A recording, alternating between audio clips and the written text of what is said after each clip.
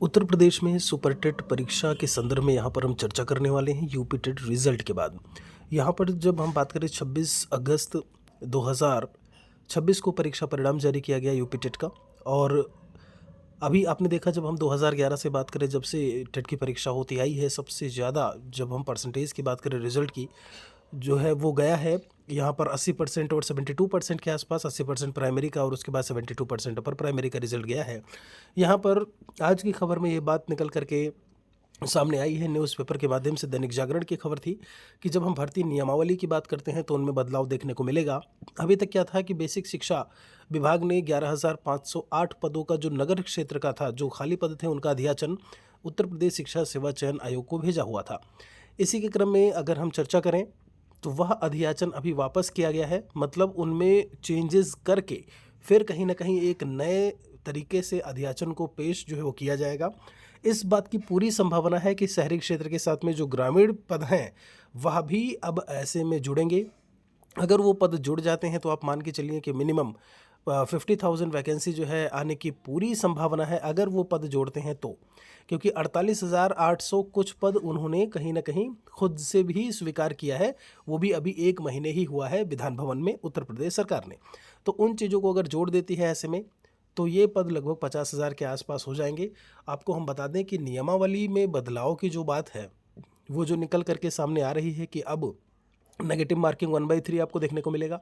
ये कहा कि एक प्रश्न जो है वो आपका 3 अंकों का होगा, 120 प्रश्न होंगे, यानी 360 जो है कुल मार्क्स के आपके जो परीक्षा है यूपी सुपर टेट की, वह देखने को मिलेगी।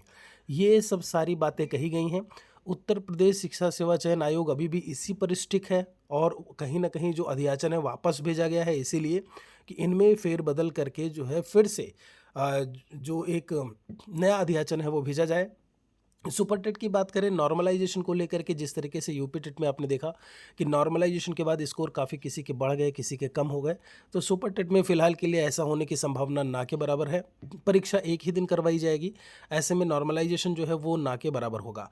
बाकी यहाँ पर नियमावली में बदलाव को लेकर के फ़िलहाल के लिए अभी पूरी असमंजस की स्थिति जो है वो बनी हुई है कि जिस तरीके से अधियाचन जो वापस भेजा गया है, कुछ तो उसका कारण रहा होगा। एक ये भी हो सकता है कि भाई आप अभी ग्रामीण क्षेत्र के पद हैं, उनको भी कहीं न कहीं ऐड करना है। लेकिन फ़िलहाल के लिए अगर उस न्यूज़पेपर की बात करें, खबरों को लेकर के बात करें, तो उनके हिसाब से अभी इन नियमावली में जो है वो परिवर्तन होने की बात जो है वो की गई है। शैक्षिक गुणांक की बात की जाए, एकेडमिक मेरिट की बात की जाए, जो 10th 12th ग्रेजुएशन और डीएलएड के मार्क्स ऐड अप होते थे, जुड़ते थे, उनको हटाने की बात की गई है। पूरा का पूरा रिटन एग्ज़ाम के आधार पर, लिखित परीक्षा के आधार पर, यानी जो एमसीक्यूज़ जिनको बोलते हैं, लिखित परीक्षा मतलब रिटन यानी एमसीक्यूज़, ठीक है? ये बात ध्यान रखिएगा, कई बच्चे उसमें कन्फ्यूज़ हो जाते हैं कि ऐसा तो नहीं वहाँ पर कुछ जिस तरीके से लिखने का होता है ऐसे प्रकार से सब्जेक्टिव प्रकार के क्वेश्चंस, तो ऐसा बिल्कुल से नहीं है, ऑब्जेक्टिव ही रहेंगे। तो इन सब के तहत अब यहाँ पर जो भी फैसला लिया जाएगा जल्दी ही लिया जाएगा, क्योंकि आपको भी पता है कि माननीय सीएम महोदय के द्वारा ये बात कही गई है कि 6 माह में हमें 1 लाख पदों पर ऐसे में भर्ती प्रक्रिया करनी है। वो अलग अलग विभागों को लेकर के चर्चा कर रहे थे। और यहाँ पर हम आपको बता दें कि जब हम यूपी सुपर टेट की बात करते हैं, समरी नोट्स की वीडियोज़ हमने देने शुरू कर दी हैं। अभी तो केवल एक वीडियो आया है, उसकी प्लेलिस्ट भी हमने समरी नोट्स से बना दी है। अभी उनमें और सारे वीडियोज़ आपको जल्दी जल्दी मिलेंगे। अलग अलग सब्जेक्ट्स के जो महत्वपूर्ण टॉपिक होते हैं उनको हम उसमें रखेंगे। बाकी आपका सिलेबस के हिसाब से भी चीज़ें जो है वो आपको देखने को मिलेंगी। डिस्क्रिप्शन में लिंक है व्हाट्सएप ग्रुप की, उससे भी ज़रूर जुड़िएगा। वहाँ पर हम सारी अपडेट्स देते रहते हैं। टेलीग्राम चैनल महेश अकेडमी के नाम से है, एंड्रॉयड एप्लीकेशन भी उसी के नाम से है, जहाँ पर आप जाकर के फ्री में टेस्ट सीरीज़ कर सकते हैं। अपनी पढ़ाई आप शुरू रखिए, एकेडमिक हटे या लगे वो तो आयोग का काम है, सरकार का काम है। जो भी होगा सामने आएगा ही, आपको हम अवगत कराते रहेंगे।